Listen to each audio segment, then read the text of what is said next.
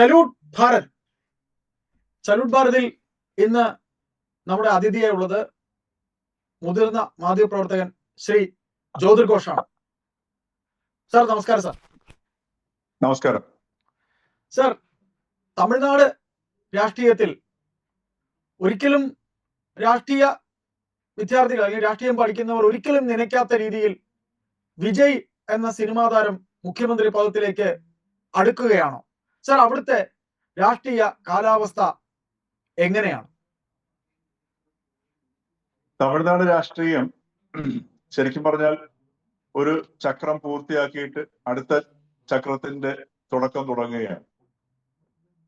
അതായത് MG രാമേന്ദ്രൻ, അതായത് നമ്മുടെ MGR തുടങ്ങി വെച്ച ആ ഒരു സംസ്കാരത്തിന്റെ ഒരു ചക്രം അത് പൂർത്തിയായി. അതായത് MGR-ന് ശേഷം ജയലളിതയിലൂടെ വരുന്നു, പിന്നീട് DMK വരും, പിന്നീട് ജയലളിത വരും, അങ്ങനെ അവസാനം ജയലളിതയുടെ കാലം കഴിയുന്നു. അതിനുശേഷം ഈ സിനിമയുമായി ബന്ധമില്ലാത്ത ഈ രണ്ട് ദ്രാവിഡ പാർട്ടികളുടെ, അതായത് തിരശ്ശീലയിൽ ഇല്ലാത്ത കാര്യങ്ങൾ, ഇപ്പം സിനിമയുമായിട്ട് ബന്ധം എന്ന് വെച്ചാൽ പ്രൊഡക്ഷൻ സൈഡിൽ ഇപ്പൊ കലാനിധിമാരൊക്കെ ഉണ്ടായിരുന്നു, അത്യാവശ്യം കുറച്ചൊക്കെ അഭിനയിച്ചിട്ടുണ്ടെങ്കിൽ പോലും ആ ഒരു താരപരിവേഷത്തിന്റെ ഒരു ആരാധകരുടെ പിന്തുണയില്ലാതെ പിന്നെ DMK വരികയും ADMK മാറുകയും അങ്ങനെ പിന്നെ ADMK വിഭജിക്കുകയും പിന്നീട് DMK അധികാരത്തിൽ വരികയും DMK സ്റ്റാലിൻ ഒരു അപ്രമാദിത്വ സ്വഭാവത്തിലേക്ക് മാറുകയും ചെയ്തു. അങ്ങനെ സ്റ്റാലിന്റെ ഒരു അപ്രമാദിത്വ സ്വഭാവവും അതോടൊപ്പം തന്നെ അദ്ദേഹത്തിന്റെയും ഉദയനിധിമാരുടെയും ചില നിലപാടുകളൊക്കെ തമിഴ് ജനതയുടെ വൈകാരികതയെ മുറിവേൽപ്പിക്കുന്നതൊക്കെയായി മാറി. അങ്ങനെ അവസാനം ആരും പ്രതീക്ഷിച്ചിരുന്നില്ല ഇത്രയും വലിയൊരു പരാജയം DMK ഏറ്റുവാങ്ങും. ഇത് തെരഞ്ഞെടുപ്പിന്റെ അവസാന ഘട്ടങ്ങളിൽ നമുക്കത് ബോധ്യമായി വന്നൊരു സാധനമാണ്. കാരണം തുടക്കത്തില് വിജയ് ഏറി വന്നാൽ 5-6 സീറ്റ് നേടിയിട്ട് ഒരു രാഷ്ട്രീയ സാന്നിധ്യമായി മാത്രം അവിടെ അവശേഷിക്കുമെന്നൊക്കെ ഒരു ധാരണയായിരുന്നു തുടക്കത്തിലുണ്ടായിരുന്നു. പക്ഷെ പ്രചാരണത്തിന്റെ ഒരു രണ്ടാം ഘട്ടത്തിലേക്ക് കടന്നപ്പോഴത്തേക്ക് നമുക്ക് എല്ലാവർക്കും മനസ്സിലായി വിജയ് അവിടെ ഒരു തരംഗം സൃഷ്ടിക്കുന്നു, വിജയ് അവിടെ രാഷ്ട്രീയമായ മാറ്റം സൃഷ്ടിക്കുന്നു. ഉദാഹരണത്തിന് ഇപ്പോ വളരെ ശാസ്ത്രീയമായിട്ട് പഠനം നടത്തുന്ന വ്യക്തികളിൽ ഒരാളാണ് നമ്മുടെ ഡോക്ടർ പ്രണോയ് റോയ്, പഴയ NDTV-യുടെ സ്ഥാപനമൊക്കെ. അപ്പൊ അദ്ദേഹത്തിന്റെ ഇപ്പോൾ ഉള്ള ചാനലാണ് ഡീകോഡർ എന്ന് പറയുന്ന ഓൺലൈൻ പ്ലാറ്റ്ഫോമാണ്. അപ്പൊ അദ്ദേഹവും സംഘവും ഒക്കെ, അദ്ദേഹത്തിന്റെ ആ പഴയ സംഘം തന്നെ വന്നിട്ട് ഇവിടെ സ്റ്റഡീസ് ഒക്കെ നടത്തിയപ്പോഴത്തേക്ക് പ്രണോയ് റോയ്ക്ക് വളരെ വ്യക്തമായിട്ട് പറഞ്ഞിരുന്നു ഇത് വിജയ് അവിടെ വലിയൊരു തരംഗം സൃഷ്ടിക്കാൻ പോകുന്നു. അത് ആരെയാണ് ബാധിക്കുക എന്നുള്ളതാണ് പ്രശ്നം. വിജയ് ശരിക്കും പറഞ്ഞു കഴിഞ്ഞാൽ അതിപ്പോ ഏറ്റവും കൂടുതൽ ബാധിച്ചിരിക്കുന്നത് DMK തന്നെയാണ്. തീർച്ചയായിട്ടും ADMK BJP സഖ്യത്തിനേക്കാൾ കൂടുതൽ സീറ്റ് DMK ഉണ്ടെങ്കിലും DMK വളരെ ശക്തമായി നിന്ന ഒരവസ്ഥയിൽ, ഭരണത്തിൽ നിന്ന ഒരവസ്ഥയിൽ, കഴിഞ്ഞ ലോക്സഭാ തെരഞ്ഞെടുപ്പിൽ എല്ലാ സീറ്റുകളും നേടിയ ഒരവസ്ഥയിൽ നിന്ന് വളരെ ഒരു അപ്രതീക്ഷിതമായ പതനത്തിലേക്ക് പോകുന്നു. കഴിഞ്ഞ ലോക്സഭാ തെരഞ്ഞെടുപ്പിൽ 2024 വിജയ് രംഗപ്രവേശനം ചെയ്തെങ്കിലും ലോക്സഭാ തെരഞ്ഞെടുപ്പിൽ വിജയ് മത്സരിച്ചിരുന്നില്ല. പക്ഷെ വളരെ ആസൂത്രിതമായ, വളരെ സ്ട്രാറ്റജിയോട് കൂടി രാഷ്ട്രീയ രംഗപ്രവേശനം ചെയ്ത് അതിന്റെ ഒരു നല്ലൊരു ഫിനിഷിംഗിലേക്ക് എത്തുന്ന കാഴ്ചയാണ് നമ്മളിപ്പോൾ തമിഴ്നാട്ടിൽ കാണുന്നത്. കാരണം വിജയ് ഇത് 2006 തൊട്ട് കഴിഞ്ഞ 20 വർഷമായിട്ട് ഉള്ള ഒരു പ്ലാനിങ്ങിന്റെ ഫലമാണ് ഇപ്പോൾ ഈ വിജയത്തിൽ കലാശിച്ച് നിൽക്കുന്നത്.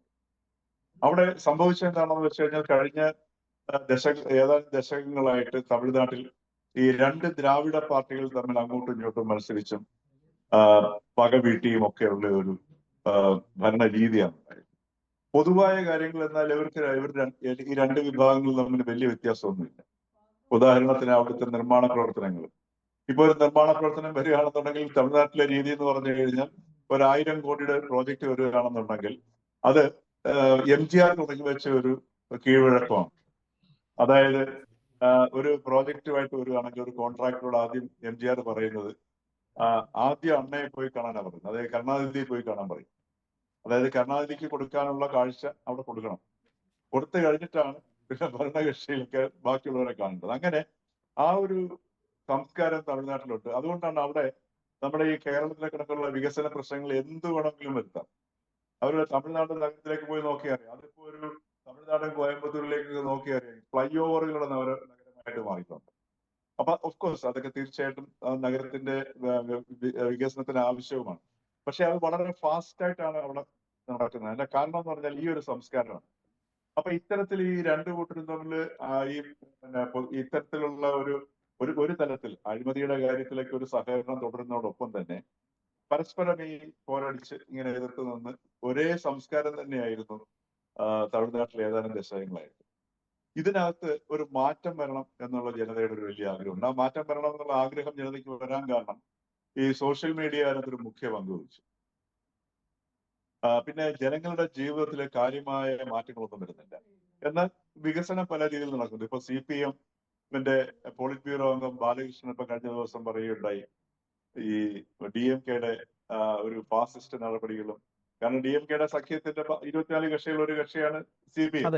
അപ്പൊ CPM പറഞ്ഞിരിക്കുന്നത് DMK ഫാസിസ്റ്റ് സമീപനത്തിലേക്ക് പോകുന്നു, പണാധിപത്യത്തിലേക്ക് പോകുന്നു, തെരഞ്ഞെടുപ്പിൽ പണം വിനിയോഗിക്കുന്നു. അപ്പൊ ഈ തെരഞ്ഞെടുപ്പിന്റെ അവസാന ദിവസങ്ങളിലൊക്കെ പല DMK നേതാക്കന്മാരുടെ വീട്ടിൽ നിന്നും കോടിക്കണക്കിന് റുപ്യ കണ്ടെടുക്കുകയൊക്കെ ചെയ്ത് നമ്മൾ കണ്ടത്. അപ്പോ ഇത്തരമുള്ള ഒരു രാഷ്ട്രീയത്തിൽ നിന്നൊരു മാറ്റം ഈ സാമൂഹ്യ മാധ്യമങ്ങളുടെ ഒരു സാന്നിധ്യവും അതേപോലെ അതിലൂടെ ജനങ്ങൾ അവെയർ ആവുന്നതും, കാരണം അവരുടേതായ ഭാഷയിൽ അവരുടേതായ ഒരു രീതിയിൽ എല്ലാ കാര്യങ്ങളും മനസ്സിലാക്കാൻ പറ്റും. അങ്ങനെയുള്ള ഒരു വല്ലാത്ത ഒരു അവസ്ഥയിൽ നിൽക്കുന്ന സാഹചര്യത്തിലാണ് വിജയുടെ രംഗപ്രവേശം.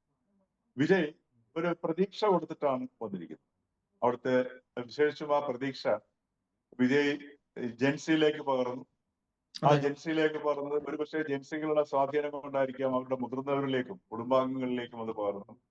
അപ്പൊ നമ്മൾ ഈ തെരഞ്ഞെടുപ്പിന്റെ രണ്ടാം ഘട്ടത്തിൽ നമ്മൾ കാണുന്നത് അവിടുത്തെ പ്രായമായവരും സ്ത്രീകളും പുരുഷന്മാരും ഒക്കെ ഈ വിജയ് വരട്ടെ, തമിഴ്നാട് ഭരിക്കട്ടെ എന്നുള്ള ഒരു മാനസികാവസ്ഥയിലേക്ക് മാറുന്ന കാഴ്ചയാണ് നമ്മൾ കണ്ടത്.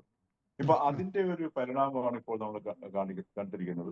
എങ്കിൽ പോലും ഈ അവസാന ഈ തെരഞ്ഞെടുപ്പ് റിസൾട്ട് വരുന്നത് വരെ പലരും കരുതിയിരുന്നത് ഏറ്റവും വലിയ ഒറ്റക്കക്ഷിയാകും, എന്നാലും ഒരു ഭരണത്തിലേക്ക് വരിക പ്രയാസമായിരിക്കും, കുറഞ്ഞ ഭൂരിപക്ഷത്തിൽ DMK തന്നെ വീണ്ടും അധികാരത്തിൽ വരും എന്നൊക്കെയായിരുന്നു മൊത്തത്തിൽ എല്ലാവരും തന്നെ പ്രതീക്ഷിച്ചത്. പക്ഷെ ഇത് വളരെ അപൂർവമായ അഭിചാരിതമായ, അതായത് നിശബ്ദമായിട്ട് നമ്മുടെ വടക്കൻ കേരളത്തിൽ എങ്ങനെയാണോ CPM-ന്റെ അണികൾ നിശബ്ദമായിട്ട് CPM-നെതിരെ വോട്ട് ചെയ്ത് V. കുഞ്ഞകൃഷ്ണനെയും TK പത്മനാഭനെയും ഒക്കെ ജയിപ്പിച്ചത്, വൻ ഭൂരിപക്ഷത്തോടെ ജയിപ്പിച്ചത്, പിണറായി വിജയൻ എങ്ങനെയാണോ ധർമ്മത്തെ 5-6 റൗണ്ടില് പിന്നിലേക്ക് പോയത്, അതേപോലെ ഒരു നിശബ്ദമായ ഒരു വിപ്ലവത്തിലൂടെയാണ് വിജയ് ഇപ്പോൾ അവിടെ വന്നിരിക്കുന്നത്.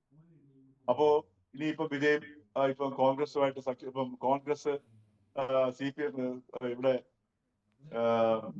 DMK-യുള്ള സഖ്യത്തിൽ നിന്ന് കോൺഗ്രസ് വിട്ടിരിക്കുന്നു. കോൺഗ്രസ് TVK-യുമായിട്ട് സഖ്യം ഉണ്ടാക്കിയിരിക്കുന്നു. അത് വിശാല അർത്ഥത്തിൽ ആ സഖ്യം വികസിപ്പിക്കുമെന്ന് പറയുന്നു, അത് അഖിലേന്ത്യാ തലത്തിൽ. അപ്പം തമിഴ്നാട് രാഷ്ട്രീയം മാറുകയാണ്. അവിടെ ഈ മാറ്റത്തിനകത്ത് നമ്മൾ ശ്രദ്ധിക്കേണ്ട ഒരു കാര്യം എന്ന് വെച്ചാൽ സ്റ്റാലിന്റെ ഒരു തലമുറ മാറ്റത്തിന്റെ സമയം കൂടെയാണ്.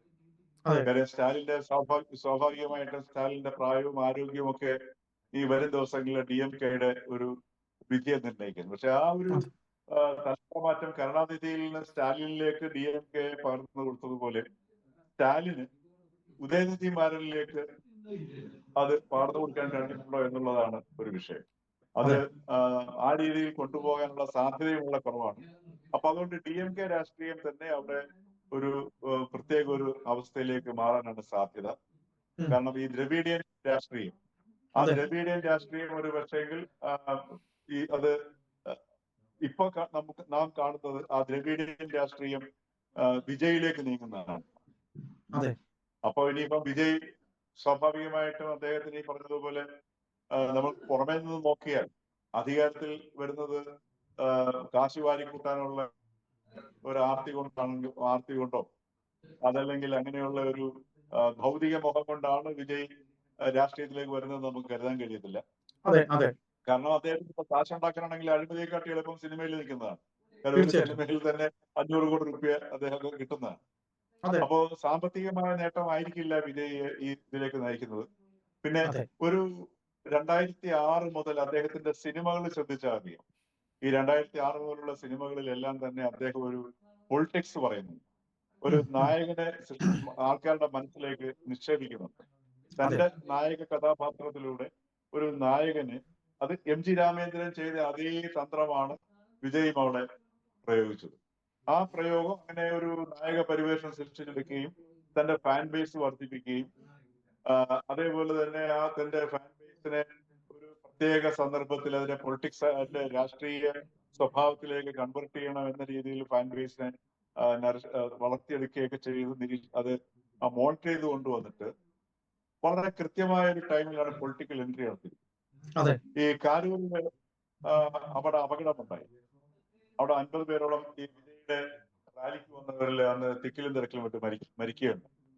അപ്പൊ ആ ഒരു സംഭവം കണ്ടപ്പോൾ ജനം സാധാരണ എല്ലാവരും വിചാരിച്ചു ഇത് വിജയുടെ ക്യാമ്പയിന് വളരെയധികം ദോഷം ചെയ്യുമെന്നാണ് വിചാരിച്ചത്.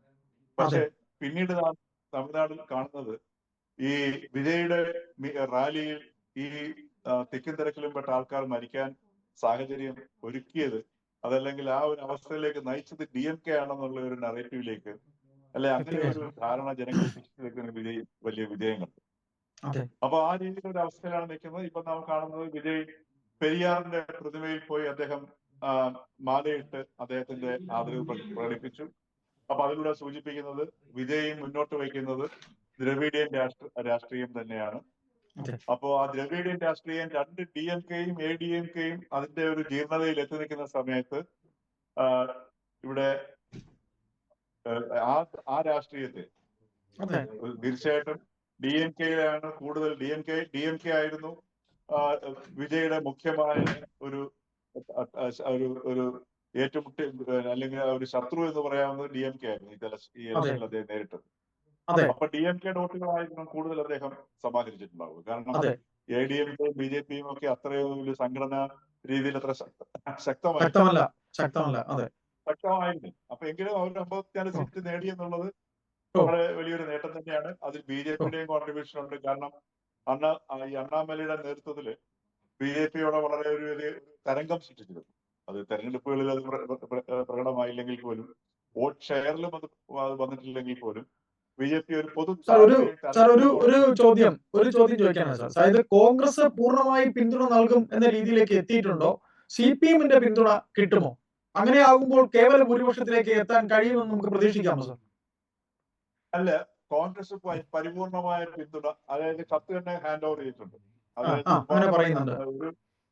പൂർണ്ണമായിട്ടും ഒരു ഉപാധികളില്ലാതെ പിന്തുണ കോൺഗ്രസ് പ്രഖ്യാപിച്ചിട്ടുണ്ട്. രാഹുൽ ഗാന്ധി തന്നെ ഇടപെട്ടു എന്ന് പറയുന്നു സാർ. രാഹുൽ ഗാന്ധി തന്നെ ഇടപെട്ടു എന്ന് പറയുന്നു. സീറ്റുണ്ട്, CPIക്ക് 2 സീറ്റുണ്ട്, മുസ്ലിം ലീഗിന് 2 സീറ്റുണ്ട്. അപ്പൊ 10 സീറ്റാണ് ഇനി വേണ്ടത്. കാരണം 2008 സീറ്റ് വിജയുടെ കയ്യിലുണ്ട് ഭദ്രമായിട്ട്. അത് ഇനി 10 സീറ്റും 2018 കിട്ടിയാലേ ആ മാജിക് നമ്പറിലേക്ക് എത്തത്തുള്ളൂ. എനിക്ക് തോന്നുന്നു ഈ DMKയിലെ സഖ്യകക്ഷികളായിട്ടുള്ള കോൺഗ്രസ്, CPM, CPI, മുസ്ലിം ലീഗ്, പിന്നെ ലീഗ് കൂടെ ചെല്ലോ സാർ? ലീഗ് കൂടെ ചെല്ലോ? ലീഗിന് എന്തോ പ്രശ്നമുണ്ടെന്ന് പറയുന്നു. DMKയുമായി അത്ര അടുത്ത ബന്ധമാണ്. ലീഗ് പോകുമോ? കോൺഗ്രസ് പോകുമെങ്കിൽ ലീഗും പോകും അല്ലേ? ലീഗ് ചിലപ്പോ പോകാൻ സാധ്യതയില്ല. ഇതിനകത്ത് അങ്ങോട്ട് പോകുന്നവർക്കുള്ള ഒരു വലിയ അഡ്വാൻറ്റേജ് എന്ന് പറയുന്നത് മന്ത്രിസ്ഥാനം. 5 സീറ്റ് വെച്ചിട്ട് കോൺഗ്രസിന് ചിലപ്പോൾ ഒരു മന്ത്രിയെ കിട്ടിയതിരിക്കും. അപ്പൊ അങ്ങനെയൊക്കെയുള്ള ചില അവസരവാദ സന്ദർഭങ്ങൾ നമുക്ക് തള്ളിക്കളയാൻ പറ്റത്തില്ല. അതുപോലെ തന്നെ ഇനിയിപ്പോ നമ്മൾ ശ്രദ്ധിക്കേണ്ടത് ADMKക്ക് എന്ത് സംഭവിക്കുന്നുള്ളത് നോക്കണം. കാരണം ADMKയും BJPയും തമ്മിലുള്ള സഖ്യമാണ്. ഇനി ആ സഖ്യം തുടർന്നിട്ട്, പക്ഷെ അതിന് സാധ്യത ഉള്ള കുറവാണ്. കാരണം ആ ഒരു സഖ്യം ഇതിലേക്ക് വരികയാണെന്നുണ്ടെങ്കിൽ വിജയുടെ പാർട്ടിയുടെ TVKയുടെ നിലനിൽപ്പിനെ ദോഷമായി ബാധിക്കുകയുള്ളൂ. പിന്നെ BJPയുമായിട്ടും പ്രത്യേകിച്ച് ഒരു സഖ്യം ഉണ്ടാക്കാനുള്ള സാധ്യതയില്ല. പക്ഷെ BJP അത് ശ്രമിച്ചെന്നിരിക്കും. അപ്പൊ അങ്ങനെയൊക്കെയുള്ള സാഹചര്യങ്ങൾ ഉള്ളതുകൊണ്ട് ഈ ചെറിയ പാർട്ടികളുടെ സീറ്റ് സംഘടിപ്പിക്കുകയും, പിന്നെ മാത്രമല്ല ഈ 108 സീറ്റ് ഉള്ളതിന്റെ പേരിൽ മറ്റ് ഇപ്പൊ ADMKയും അതേപോലെ തന്നെ ADMK സഖ്യവും DMK സഖ്യവും ഒക്കെ ഉണ്ടെങ്കിൽ പോലും ഏറ്റവും വലിയ ഒറ്റ കക്ഷിയായിട്ട് തുടരുന്നതിന്റെ പശ്ചാത്തലത്തിൽ ഇപ്പൊ മന്ത്രിസഭ രൂപീകരിച്ചാലും വലിയൊരു ഭീഷണി നേരിടേണ്ട ആവശ്യമില്ല. 10 സീറ്റിന്റെ ഒരു പോരായ്മ ഉള്ളതിന്റെ പേരിലും മറ്റേ 2 കക്ഷികളും ഈ പറഞ്ഞതുപോലെ വളരെ ദുർബലാവസ്ഥയിൽ നിൽക്കുന്നതും കാരണം അങ്ങനെ ഒരു അവസ്ഥ നേരിടേണ്ടി വരില്ല. ഇതിനിടയ്ക്ക് നാം ശ്രദ്ധിക്കേണ്ട സംഗതി, ഇതിനകത്ത് ഈ DMK-യിലും ADMK-യിലും ഒക്കെ ഇനിയും അതുപോലെ തന്നെ PMK ശ്രദ്ധിക്കേണ്ട സംഗതിയാണ്. പിന്നെ പിന്നെ വൈക്കോടെ പാർട്ടി, അതെ, വൈക്കോയും ഒരു പക്ഷേങ്കിലും ഒരു അവസരം നല്ലത് കിട്ടുകയാണെന്നുണ്ടെങ്കിൽ സാധ്യതയുണ്ട്. സാധ്യതയുണ്ട്. കാരണം വൈക്കോയുടെ സംഭാഷണം നമുക്ക് മനസ്സിലാകുന്നത് വിജയിന്റെ, കാരണം ഈ റിസൾട്ട് വരുന്നതിന് മുമ്പ് വൈക്കോയും പരസ്യമായിട്ട് രംഗത്ത് വന്നു. കാരണം വിജയ് ചില വിഷയങ്ങൾ അഡ്രസ് ചെയ്യുന്നുണ്ട്, വിജയ് ജനങ്ങൾ ശ്രദ്ധിക്കുന്നുണ്ട്, വിജയ് നമ്മളെ തള്ളിക്കളയാൻ പറ്റാത്ത ഒരു അവസ്ഥയിലേക്കാണ് എത്തിയിരിക്കുന്നതൊക്കെ വൈക്കോയും പറയുകയുണ്ടായി. അപ്പോ വൈക്കോയും ചിലപ്പോൾ ഒരു പക്ഷേങ്കിൽ വിജയുടെ കൂടെ ഭാവിയിൽ വന്നുകൂടായില്ല. എന്തായാലും വിജയ് അടുത്ത മുഖ്യമന്ത്രിയായിട്ട് വലിയ ഭീഷണിയില്ലാതെ വരുന്ന 5 വർഷം ഭരിക്കാനുള്ള എല്ലാ സാധ്യതയുമാണ് ഇപ്പൊ തമിഴ്നാട് തെളിയുന്നത്. ഇനി കാണാനുള്ളത് ഇനി നമുക്ക് കണ്ടിരിക്കാനുള്ളത് ഏത് രീതിയിൽ, കാരണം വിജയുടെ പിന്നില് ഒരു വൻ പ്രൊഫഷണൽ ടീം ഉണ്ടെന്നുള്ളത് ഉറപ്പാണ്. ഇപ്പൊ വിജയ് നേരിടുന്ന ഏറ്റവും വലിയ ഒരു പ്രതിസന്ധി എന്ന് പറയുന്നത് പരിചയസമ്പന്ന, വിജയ്ക്ക് ഭരണപരിചയമില്ല, പരിചയസമ്പന്നരായ ആൾക്കാർ ആരും തന്നെ ഈ TVK-യിലില്ല. പ്രാദേശിക പാർട്ടി സംവിധാനം എന്നൊക്കെ പറയുന്നതും അതിന്റെ പ്രാരംഭ ദശയിലാണ്. അപ്പൊ വിജയ് നേരിടാൻ പോകുന്ന 2 വെല്ലുവിളികൾ എന്ന് പറയുന്നത് ഈ പാർട്ടിയെ TVK സുശക്തമായ ഒരു സംഘടനയാക്കി പ്രാദേശിക തലത്തിൽ ഉൾപ്പെടെയുള്ളതിനെ അത് സ്ഥാപിതമാക്കുക എന്നുള്ളതാണ് ഒന്ന്. നമ്പർ 2, ഭരണപരിചയമില്ലായ്മയെ എങ്ങനെ മറികടക്കും എന്നുള്ളതാണ്. അപ്പൊ അതിന് ഒരുപക്ഷെ എനിക്ക് തോന്നുന്നു വിജയ് ചിലപ്പോൾ ഒരുപക്ഷെ അന്താരാഷ്ട്ര തലത്തിലുള്ള ഒരു പ്രൊഫഷണൽ സംഘത്തെ കൊണ്ടുവന്ന് ഈ തമിഴ്നാടിന്റെ കാര്യങ്ങൾ പഠിക്കുകയും ആവശ്യങ്ങൾ മനസ്സിലാക്കുകയും അതനുസരിച്ച് നിറവേറ്റാൻ ശ്രമിക്കുകയുമായിരിക്കും ഒരുപക്ഷെ വിജയ് ചെയ്യാൻ സാധ്യതയുണ്ടാവും. കാരണം ഈ വിജയിന്റെ ഇതുവരെയുള്ള സ്ട്രാറ്റജിയുടെ പിന്നിൽ വളരെ വിദഗ്ധമായ ഒരു പ്രൊഫഷണൽ പ്ലാനിങ് നമുക്ക് കാണാൻ കഴിയുന്നു. ആ ഒരു സംഘം തന്നെ ആയിരിക്കും വീണ്ടും ഈ ഭരണത്തിൽ ഏറിയാൽ പോലും വിജയിയുടെ പിന്നിൽ ഉണ്ടാവുക. ഇല്ലാതെ വിജയ്ക്ക് മുമ്പോട്ട് പോകാൻ പ്രയാസമാണ്. കാരണം തീരെ പരിചയമില്ലാത്ത ഒരു സംഘമാണ് അധികാരത്തിൽ വരുന്നത്, അതും തമിഴ്നാട് പോലുള്ള ഒരു സംസ്ഥാനത്ത്. കാര്യം വളരെയധികം സമ്പന്നമായ സംസ്ഥാനമാണ്, ഒട്ടേറെ പദ്ധതികൾക്ക് അവിടെ സാധ്യതയുള്ള സ്ഥലമാണ്, വ്യവസായികൾ ഒരു മടിയുമില്ലാതെ വരുന്ന സ്ഥലമാണ്. അപ്പൊ അങ്ങനെയൊക്കെയുള്ള ഒരു സാഹചര്യത്തിൽ ഈ പറഞ്ഞതുപോലെ ചിലപ്പോൾ നമുക്ക് പ്രതീക്ഷിക്കാൻ കഴിയാത്ത രീതിയിലുള്ള ഒരു വികസന രീതിയിലേക്കും മറ്റു തലങ്ങളിലേക്കും ഒക്കെ വിജയ് ചിലപ്പോൾ തമിഴ്നാടിനെ കൊണ്ടുപോയിരിക്കും. നമുക്ക് അങ്ങനെ ഒരു പ്രതീക്ഷ പുലർത്തുന്നതായിരിക്കും നല്ലത്. കാരണം ഈ ഏറ്റവും വലിയ അറിവെന്ന് പറഞ്ഞു കഴിഞ്ഞാൽ തങ്ങൾക്കൊരു കഴിവില്ല എന്നുള്ളത് ഒരാൾ മനസ്സിലാക്കുകയാണെങ്കിൽ അത് തിരിച്ചറിയുക എന്നുള്ളത് ഏറ്റവും വലിയ കഴിവാണ്. അങ്ങനെ ആകുമ്പോഴാണ് കഴിവുള്ളവരുടെ കഴിവ് സ്വീകരിക്കുക. അപ്പൊ അത് ഈ വിജയുടെ ഈ തെരഞ്ഞെടുപ്പ് ക്യാമ്പയിന്റെ പിന്നിൽ നമുക്ക് കാണാൻ കഴിയുന്നുണ്ട്. അപ്പൊ ആ രീതിയിലൊരു ഭരണം ഒരുപക്ഷെ കാഴ്ച വെച്ചേക്കാൻ സാധ്യതയുണ്ട്. അങ്ങനെയാണെന്നുണ്ടെങ്കിൽ ഇപ്പൊ ഈ ആധുനിക കാലഘട്ടം കൂടിയാണ്. കാരണം സാങ്കേതിക വിദ്യ വളരെ അനായാസമായ രീതിയിൽ ക്രിയാത്മകമായി ഉപയോഗിക്കാൻ പറ്റുന്ന ഒരു സാഹചര്യമുണ്ട്. അപ്പൊ അത്ര ഒരു സാഹചര്യത്തിൽ നമുക്കൊരു പുതിയ മാറ്റം തമിഴ്നാട്ടിൽ നമുക്ക് പ്രതീക്ഷിക്കാവുന്നതാണ്. ഏതായാലും സാറ് പറയുന്ന പോലെ ജെൻസി തീരുമാനിച്ചു, ജെൻസി വോട്ട് തന്നെയാണ് വിജയെ ഭരണത്തിലേക്ക് എത്തിച്ചത് എന്ന് തന്നെ നമുക്ക് ഇതിന്റെ ചുരുക്കത്തിൽ പറയാം, അല്ലെ സാർ? കാരണം ഇത് ജെൻസികളുടെ കാലമാണല്ലോ. ഈ കാലത്ത് നിയന്ത്രിക്കുന്നത് അല്ലെങ്കിൽ ഈ കാലത്തെ മാറ്റിയെടുക്കുന്നത് ജെൻസികളായ ടെക്സുകളാണ്, ടെക്കുകളാണ്. അപ്പൊ ആ ടെക്കുകളുടെ ഒരു തലമുറയാണിത്. അപ്പൊ അത് നമ്മളത് മനസ്സിലാക്കിയേ പറ്റും. ഇപ്പൊ പണ്ടൊക്കെ നമ്മൾ നോക്കുകയാണെങ്കിൽ സമ്പദ് വ്യവസ്ഥയൊക്കെ മാറ്റിമറിക്കുന്നത് ഈ പറഞ്ഞ മധ്യവയസ്കരുള്ളവരായിരുന്നു. പക്ഷെ ഇപ്പൊ കഴിഞ്ഞ ഈ പുതിയ ടെക്നോളജി വന്നതിന് ശേഷം എല്ലാം പിന്നെ വളരെ യുവാക്കളാണ്, യുവാക്കളാണ് എക്കോണമിയെ മാറ്റിമറിക്കുന്നതും ലോകത്തെ മാറ്റിമറിച്ചുകൊണ്ടിരിക്കുന്നത്. തീർച്ചയായിട്ടും.